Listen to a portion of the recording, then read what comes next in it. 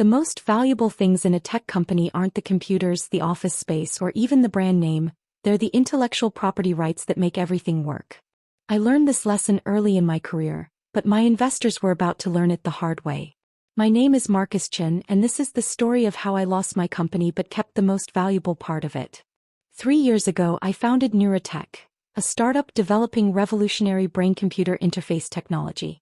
Our prototype could help paralyzed patients control robotic limbs with just their thoughts, technology that could change millions of lives.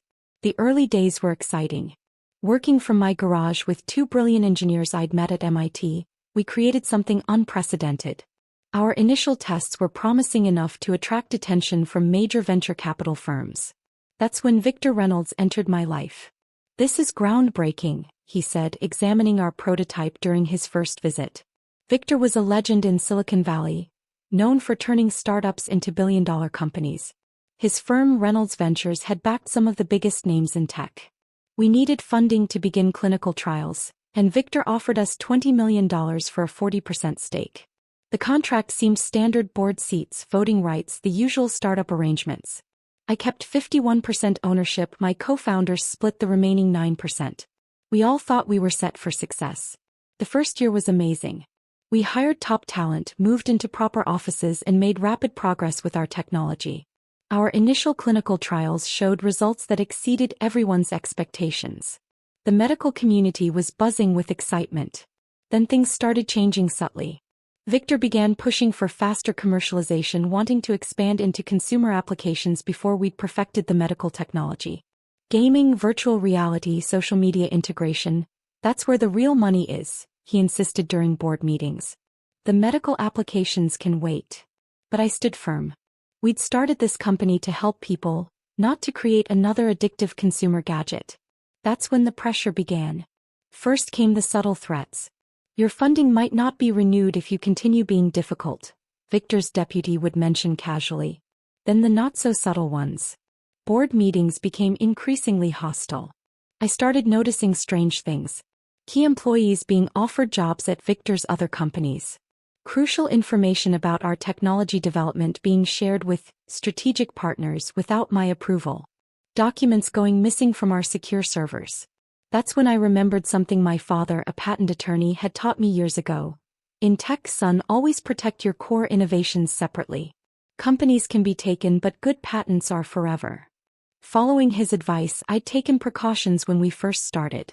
Our core technology, the neural interface algorithms I'd developed, wasn't actually owned by NeuraTech. They were licensed from a separate company, Neural Core Technologies, which I'd established before even founding NeuraTech. The license agreement was buried in thousands of pages of corporate documents, written in careful legalese that few would notice. Victor and his team had been too focused on the company's visible assets to dig that deep. They saw the ping-pong tables, the fancy offices, the impressive prototypes. They didn't see the carefully crafted legal infrastructure underneath it all. Last month, everything came to a head. Victor called an emergency board meeting, presenting evidence that I had mismanaged company resources. The evidence was clearly fabricated, but that didn't matter. He had the votes. "You have 2 choices," Victor announced, sliding a document across the table. "Sign over your shares for $1, or we'll bury you in lawsuits until there's nothing left of your reputation or your company." My co-founders looked away, already bought off with promises of cushy positions in the reorganized company. The other board members, all Victor's people, sat there with smug expressions. I picked up the papers and read them carefully, paying special attention to what wasn't mentioned. The core technology license wasn't addressed at all. They didn't even know it existed. No argument, no fight. Victor seemed almost disappointed when I signed immediately. "I expected more from you, Marcus." I smiled, gathered my things, and walked out of the company I'd built. Behind me, I could hear them already planning the future: consumer products, rapid expansion, and IPO within a year. That evening my father called. He'd heard the news through his legal contacts. "Did they find it?" he asked simply. "No," I replied. "They were too busy looking at the surface to check the foundation." "How long?" "The license expires in exactly 30 days. Right after they announce their big product launch." He chuckled. "Sometimes the best defense is to let them think they've already won." I spent that night in my home office reviewing the patent documentation one more time. Everything was in order, filed years ago when NeuraTech was just an idea in my garage. The real company, the one that owned the core technology, had been protected since day one. Tomorrow, Victor and his board would begin their victory lap, announcing their bold plans for NeuraTech's future. They had the company, the prototypes, the offices, and the brand. But sometimes what you can't see is worth more than everything you can. Silicon Valley thrives on big announcements, and Victor Reynolds knew how to put on a show. Exactly 1 month after taking control of NeuraTech, he rented the largest auditorium at the San Francisco Convention Center for their product launch. I watched the live stream from my father's law office, surrounded by our legal team. The auditorium was packed with tech journalists, investors, and industry leaders. Victor stood on stage in his signature black turtleneck, doing his best Steve Jobs impression. "Today, NeuraTech revolutionizes human-computer interaction," he announced grandly. "Our neural interface technology will transform gaming, social media, and digital communication forever." Behind him, slick videos showed people controlling virtual reality environments with their thoughts, sending messages through brainwaves, playing games without controllers. The audience was mesmerized. "We begin production next month," Victor continued. "Pre-orders open today." That's when our lawyers hit send on 12 carefully prepared letters. One to NeuraTech's board. One to their major investors. One to the SE. And most importantly, one to every major tech news outlet that was covering the launch. The first sign that something was wrong came during the Q&A session. A reporter from TechCrunch stood up, looking at her phone with a puzzled expression. "Mr. Reynolds, we've just received information that NeuraTech doesn't own the core patents for this technology. Can you comment on that?" Victor's practiced smile flickered slightly. "That's incorrect. We own all the relevant intellectual property." Another reporter jumped in. "According to USPTO records, the neural interface patents are owned by Neural Core Technologies, a separate company. NeuraTech only had a limited license that expired today." The audience began murmuring. Investors were frantically checking their phones. Victor's team was passing him urgent notes, but he waved them away. "These are baseless claims," he declared. "Our legal ownership is clear." That's when I walked into the auditorium. The security guards, still on my old company ID system, let me through without question. I walked straight to the stage. "Hello, Victor," I said into the microphone. "Perhaps we should discuss the actual terms of Neural Core Technologies' license agreement?" The color drained from his face.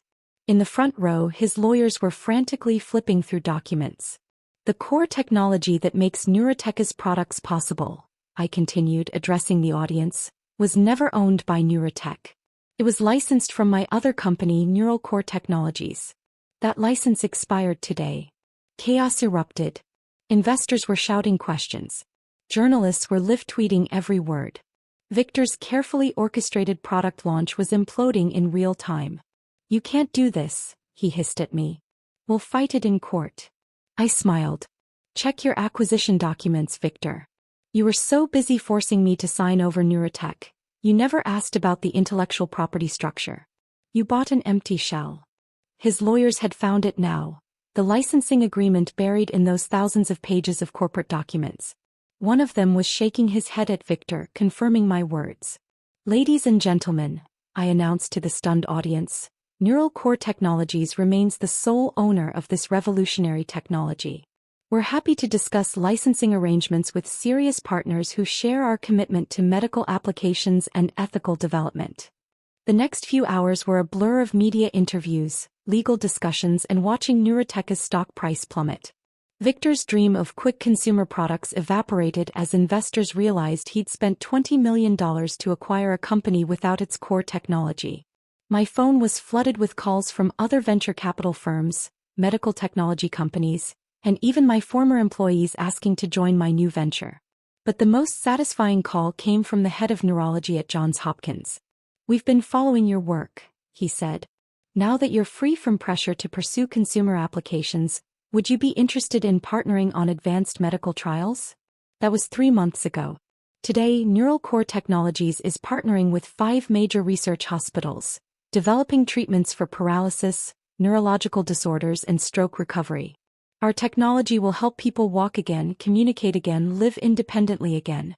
Victor tried to sue, of course. But our legal documentation was impeccable. My father had made sure of that years ago. Always protect your core innovation, he taught me. Everything else is just packaging. Last week, I received an offer to buy Neural Core Technologies for $2 billion. I declined. Some things are worth more than money. My former co-founders reached out, asking to join the new company. I wished them well but declined.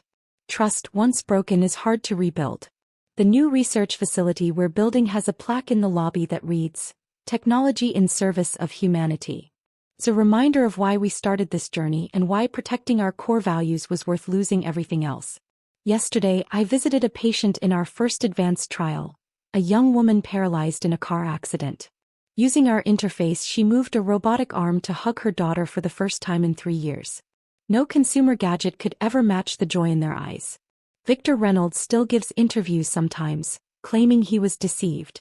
What he doesn't understand is that he deceived himself, too focused on quick profits to see the real value of what we'd created. The tech world has learned a new respect for careful legal structuring. Pull a NeuraTech has become Silicon Valley slang for protecting your intellectual property so well that hostile takeovers become pointless. My father retired last month, but he keeps his favorite memento framed in his home office. The $1 check Victor Reynolds wrote to buy my shares in NeuraTech. Under it is a printout showing Neural Core Technologies' current valuation, $5 billion and growing. The best victories, he likes to say, are the ones your opponents don't see coming until it's too late. As for me, I'm back in my element, working with brilliant engineers, doctors, and researchers to push the boundaries of neural interface technology. Our latest breakthrough might help Alzheimer's patients recover memories. We're developing it carefully, ethically, focused on medical applications rather than quick profits. The new company culture is different too. Every employee gets equity, but more importantly, they get our values written into their contracts. We're here to help people, not to chase IPOs. Sometimes Victor's sleek former NeuraTech building catches my eye when I drive past. It's mostly empty now, a beautiful shell without its core technology. Rather like the company itself. In the end, he taught me an invaluable lesson. In technology as in life, what matters most is often invisible to those who only look at the surface. The real value isn't in the brand, the office, or even the bank account. It's in the fundamental innovations that make everything else possible. And those are worth protecting at any cost. Every morning as I walk into our research facility, I pass photos of patients whose lives we've helped transform. They remind me that losing my first company was actually winning something far more valuable: the freedom to use our technology the way it was always meant to be used. After all, some victories aren't measured in dollars, but in lives changed and hope restored. And that's a patent you can't put a price on.